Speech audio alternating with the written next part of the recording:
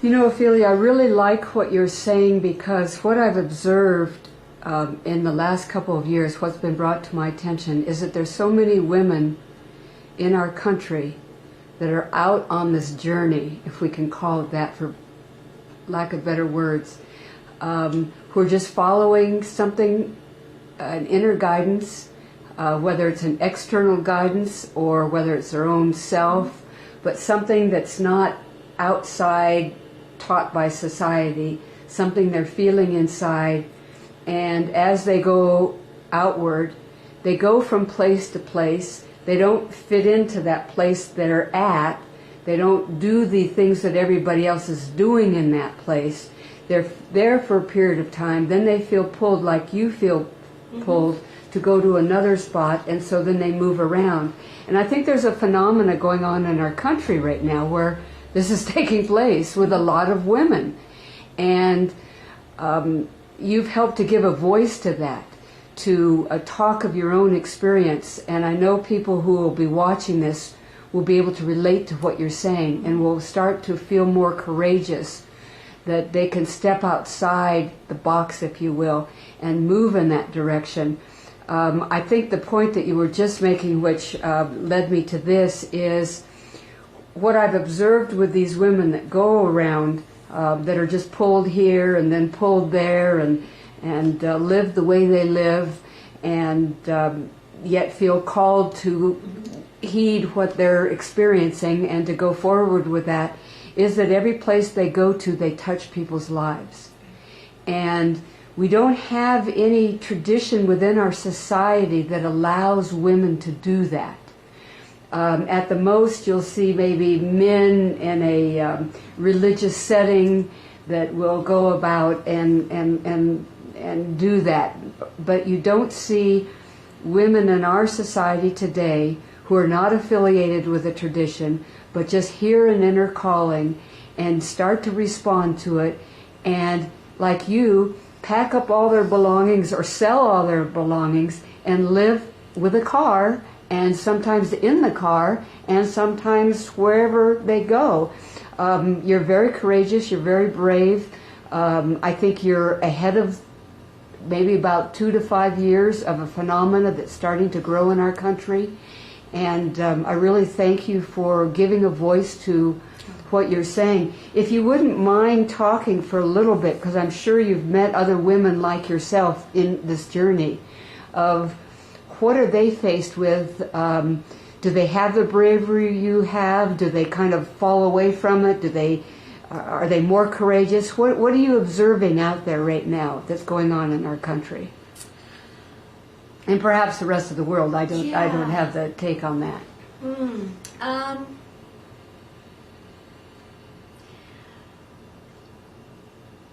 I actually,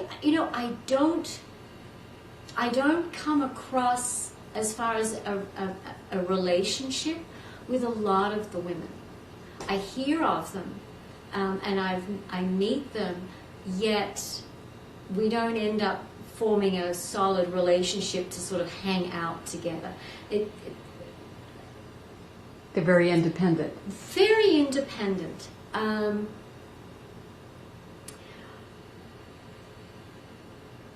We're focusing on women, yet I like to make it equal, because I traditionally end up meeting and being like a catalyst for men. The very first day I was in Shasta and I stayed at a hotel, that particular night I met 2 gentlemen that had just arrived, and we were talking, and they said, I know, who are you, what do you do, where are you coming from, blah blah blah. And I asked the same thing back, and one of them was a very successful businessman, very successful creatively. It appeared to be very well to do, and his marriage had completed, and he had just started this journey, and he was giving up everything. In his version of everything, he still had the security of a lot of things, but he was giving up his security on that one. And so I shared, and it was a couple of days later that we parted, he went off, and we sort of sat and chatted with the three of us on and off for a little bit. And he said, "I'm so glad that I've spoken to you, that you have given me some understanding and also a little bit of courage." And it's not just for women. It is for men, because they are also breaking out of a persona of being the stable one, of being the caregiver, the money giver, of being supposedly supportive and successful and da-da-da-da-da. And they are going through this and touching the depths of their feminine issues and their vulnerability as men, and the vulnerability as the feminine issue within them. So they are having to do that, and we as women are having to address the nurturing, which is part, I think, the opposite of why many women are doing it, because the family's grown up.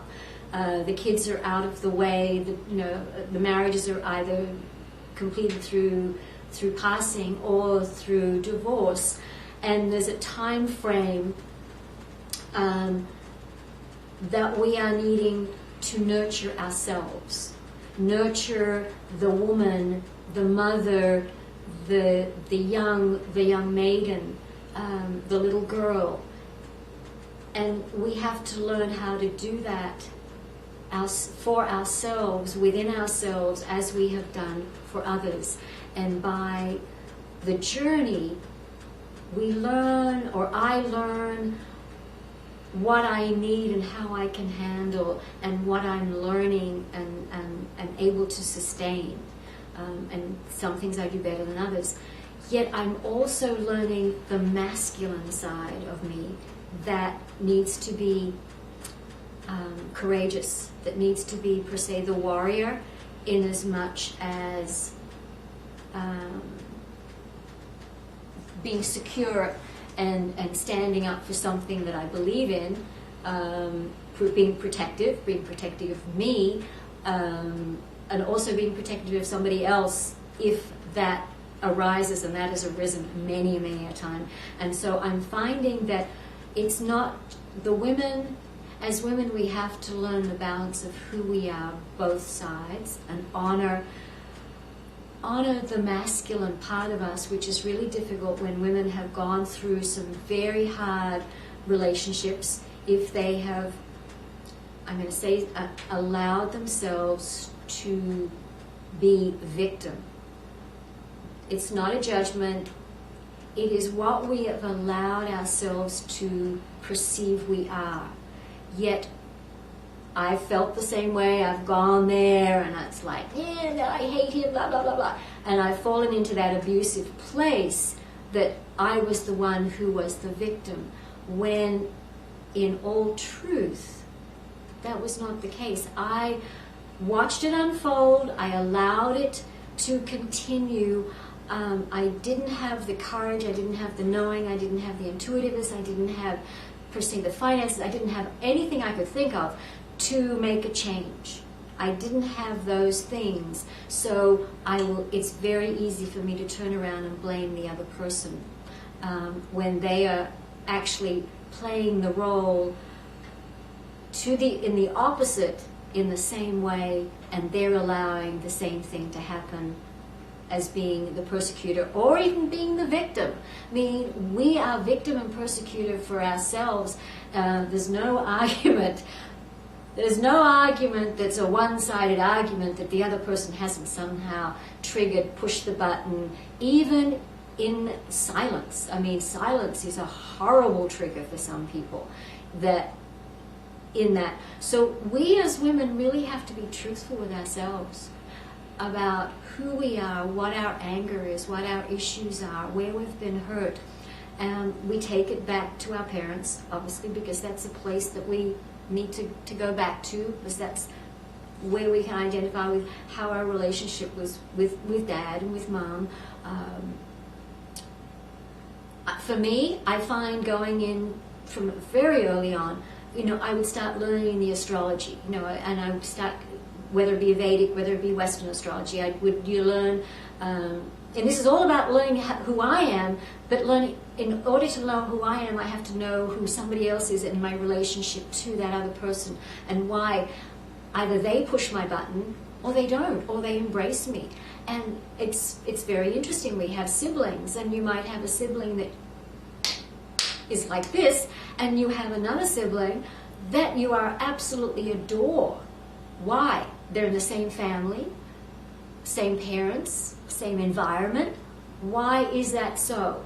And you find it in, per se, the astrology, or whatever those personalities, whatever the depths of the soul is, not just the physical personality, but the karmic connection of why that seed has come, those two seeds have come together to work together. Either, and where we learn that we don't have our psychology has not taught us how to do that. So it's trial and error.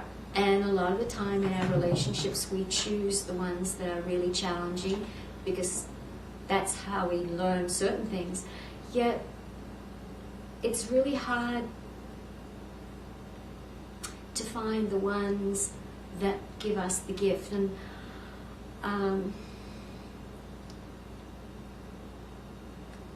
I find that for me, that the greatest gift of the relationships, those things that are deep and so powerfully awakening for me, are never long relationships. They're usually short. They can be with men or women. The more profound they are, usually the shorter the time that they actually last. I guess because of the profoundness of them, I have no idea, and I wonder why. Then I wonder why I get left by myself, But I have to have the hindsight to go, okay, that was what this was for. And I'm so grateful for the gift. Even in the pain or the loss or the beauty or whatever that is, I have to accept what that is.